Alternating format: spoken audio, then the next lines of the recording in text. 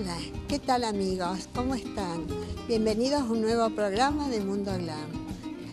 Estamos acá en la ciudad de Buenos Aires y no se pierdan este programa porque verán imágenes que ni lo piensan. ¿Nos siguen?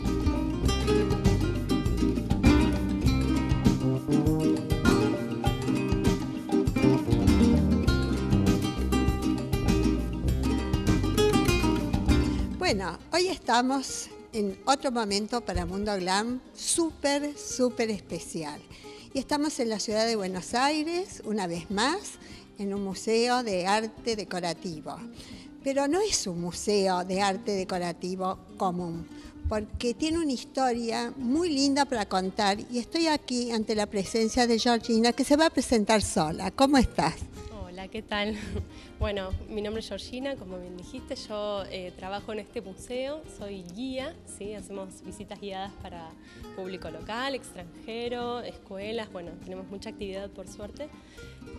Y contamos un poco la historia de la familia que vivió en esta casa, la historia de la casa, del museo, ¿sí? Cómo se convirtió esta casa de familia en Museo Nacional. ¿Sí? Es increíble, ¿no? Porque tiene una historia muy particular de gente que llegó de España, como, ¿no es cierto?, Josefina de Alvear y Matías, ¿cómo es? Matías Errázuriz. Errázuriz. Sí. Sí, ellos son dos familias que llegaron en el siglo XVII de España. Los Errázuriz se establecieron en Chile y los Alvear aquí en la Argentina. Sí, era una familia muy poderosa. Ambos, curiosamente, tenían muchos familiares en el mundo de la política, él en Chile y ella en Argentina. Sí, es así. Los Errázuriz en Chile, bueno, entre ellos hubo diplomáticos muy importantes, profesores, gente, digamos, eclesiásticos, ¿sí? Y aquí en los Alvear tuvieron una participación muy importante en la vida política. Ellos, bueno, para que se den una idea, la dueña de esta casa era la sobrina de Torcuato de Alvear, que fue el primer intendente de la ciudad de Buenos Aires, encargado justamente de modernizar nuestra ciudad, de convertirla en una pequeña París. Y ella fue prima de Marcelo Torcuato de Alvear, que fue presidente de nuestro país entre 1922 y 1928. En esta sala que estamos ahora ubicada, que debe ser el salón principal o uno de los salones principales, contanos de qué es esta estatua, ¿a qué pertenece? Bueno, esta escultura que podemos ver acá se llama La Noche, es de un artista francés del siglo XIX, representante del academicismo francés, llamado Joseph Paulet, ¿sí? Y fíjense que es una obra muy interesante porque está realizada en mármol, ¿sí? Que es un material muy difícil de trabajar, y sin embargo, fíjense la levedad que nos muestra, la liviandad de la figura, ¿sí? Todo el tratamiento de la figura también muy suave, ¿sí? Fíjense que no se están marcando las musculaturas, sino que es una figura que casi podría estar flotando en el aire, algo que en este material tan difícil de trabajar es muy complicado. Esto muestra la importancia de este artista, cómo ha trabajado la obra. Exactamente, y la conservación es buenísima, pero además supera las expectativas de todos los que la vemos, porque como tú bien dijiste, tiene tal belleza la figura, las líneas puras, realmente es preciosa. Sí, al público en general le interesa mucho esta obra, les gusta mucho. Por eso también está recibiendo al invitado en esta antecámara, que es el primer salón de la planta principal de nuestro museo. Y acá en este salón, ¿sería ella Josefina de Alvear? Sí, aquí por suerte tenemos un retrato de Josefina, ¿sí? La que era la dueña de esta casa, Josefina de Alvear, que fue realizado por un artista español muy reconocido, muy requerido en esta época para retratar este sector social, Joaquín Sorolla y Bastida. Y el retrato que la acompaña al otro lado es el de Cornelia Ortúzar de Errázuriz, la suegra de Josefina de Alvear, la mamá de Matías Errázuriz, que también envió una fotografía para que el artista hiciera este retrato, que tiene una composición muy similar al de Josefina de Alvear. Los dos fueron pensados justamente para resaltar la posición social de estas damas, ¿sí? Que se luzcan, fíjense lo elegante, digamos, del vestido, ¿sí?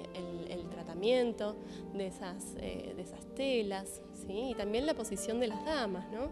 Exacto. ¿Trajes que del siglo XVIII, XX? Bueno, el de Josefina de Alvear y el de la suegra fueron retratos realizados en la misma época, son de 1905 y 1907. Sin embargo, podemos ver una diferencia importante en los vestidos, justamente porque la suegra de Josefina envió una foto en la que tenía 25 años de edad y por eso su vestido luce, digamos, más antiguo. ¿Sí? Es como de mediados del siglo XIX. Sin embargo, Josefina posó para el artista personalmente y por eso su vestido se ve más entallado, ¿sí? Más típico de principios del siglo XX. Qué curioso, ¿no? Realmente lo que hacen las diferencias en los tiempos. Noto que acá también, bueno, es un museo donde la mayoría de las cosas son traídas de Francia por los mismos esposos, ¿no? Sí.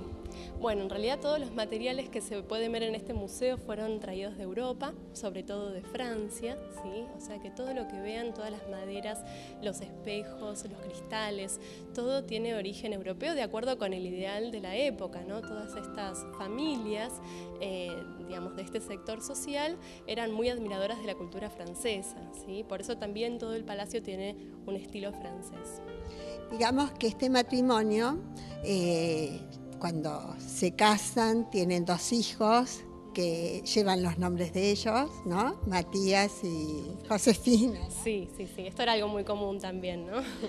Sí. Exactamente. Y luego tiene que regresar a París porque él es un diplomático y entonces cuando están allá deciden poner esta casa como museo, pero el gobierno les otorga ese, digamos, ese, no sé si favoritismo, no, ¿qué viene a ser? En realidad ellos, bueno, ya concibieron esta casa con la idea de que se convirtiera en un museo. Ellos viajaron a Francia, como bien dijiste, por tareas diplomáticas que le encomendaron al hombre de la casa, Matías Errázuriz, y en esos años conocieron al arquitecto francés que proyectó la residencia, René Sergent. Él envió el proyecto a nuestro país y la casa se fue construyendo mientras ellos residían en Francia. Y a su regreso, en el año 1918, se inauguró. Ellos vivieron aquí solamente 20 años y en ese momento decidieron vender la casa al Estado, ¿sí? Luego del fallecimiento de la señora de la casa. Ellos eran coleccionistas de arte, ¿sí? En este viaje ellos van a adquirir una importante colección de arte europeo y oriental, que es lo que hoy forma parte del patrimonio estable de nuestro museo. Y bueno, justamente ellos vendieron la casa junto con la colección de arte y pusieron la condición de que este lugar debiera ser un museo, digamos, no había otra opción. Maravillosa y maravillosa su historia. Georgina, invitamos a los televidentes a dar un paseo alrededor. Sí, por supuesto, se van a quedar encantados. ¿Vamos?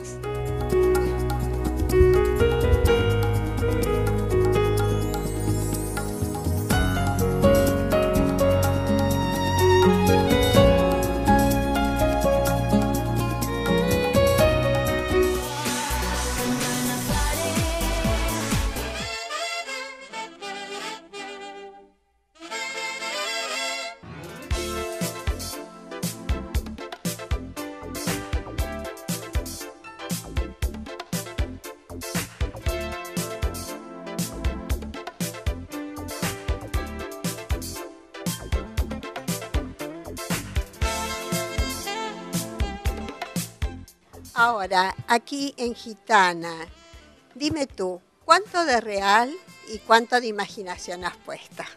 Yo creo que un 50 y un 50.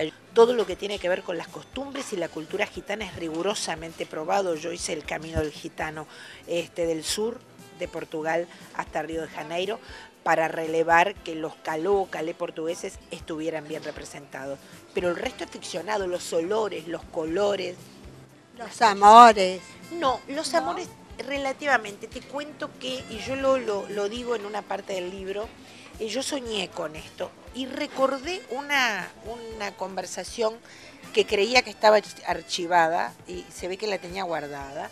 En el Uruguay hubo un historiador único que falleció hace pocos años, que era don Claudio Williman, que corrigió varios de mis libros y además presentó alguno. un hombre realmente inigualable. Tendría más de 90 años. Y bueno, hará 15 años vivíamos en Punta Carreta, yo en una casona y él a la vuelta. Y a la hora de la siesta solía pasar y muchas veces entraba o se quedaba en mi jardín y conversábamos horas.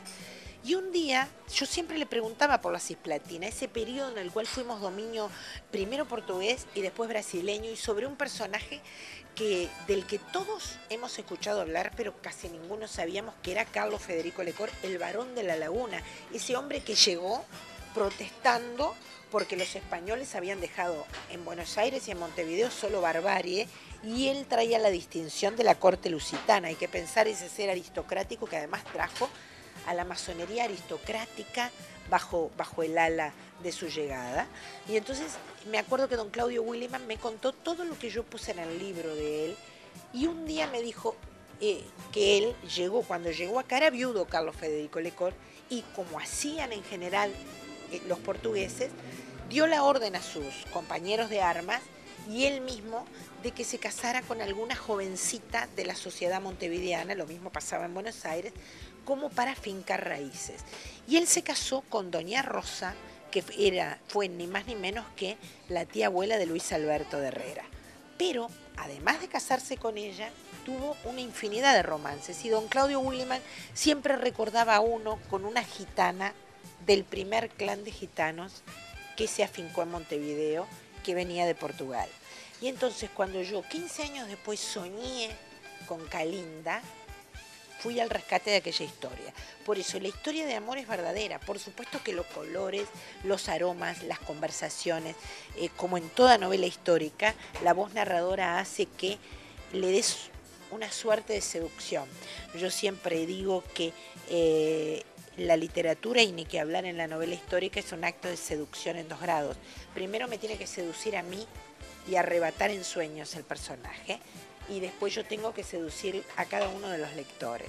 Y entonces por eso es que hago uso y abuso conscientemente de las sensaciones táctiles, de los colores, de los olores, recrear una tormenta, recrear una comida, recrear las ratas caminando por el puerto de Montevideo. Todas esas cosas no solo podés, en novela histórica debés, y debés hacerlo de forma tan arrobadora que el lector quede fascinado.